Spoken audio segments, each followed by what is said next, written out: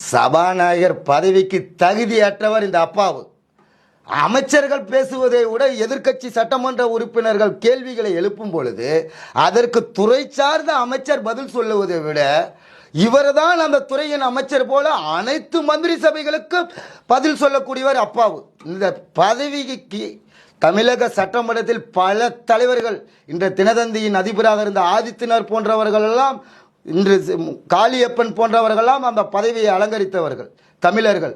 ஆனால் இன்று அந்த பதவியை அசிங்கப்படுத்தக்கூடிய ஒரு தலைவராகத்தான் அப்பாவு இருக்கிறார். அப்பாவு கேள்விக்கெல்லாம் பதில் சொல்ல வேண்டியது கிடையாது. மரபு என்றால் பாலியல் குற்றச்சாட்டு நடந்து கொண்டு இருக்கிறது, சட்டம் ஒழுங்கு சீரழிந்து கொண்டு இருக்கிறது, புதிய முதலீடுகள் ஆந்திராவை நோக்கி சென்று கொண்டு இருக்கிறது, எஸ்சி எஸ்டி மக்களுக்கூட வன்கொடுமைகள் என்று வேங்க வெயில் போன்ற ஒரு குற்றங்கள் நடந்து கொண்டு இருக்கிறது. ரோட்டில் சுகி ஊழியர்கள், தினசரி அமைப்பு சாரா தொழிலாளர்கள் தொழில் செய்யும் பொழுது வெட்டப்படுகிறார்கள்.